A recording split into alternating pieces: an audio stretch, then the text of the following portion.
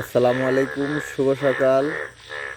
সারা রাত বৃষ্টির পরে প্রচণ্ড বৃষ্টি হয়েছে। বৃষ্টির পরে এখন আমরা আমাদের যে পুকুর পাড়ে দাঁড়িয়েছি।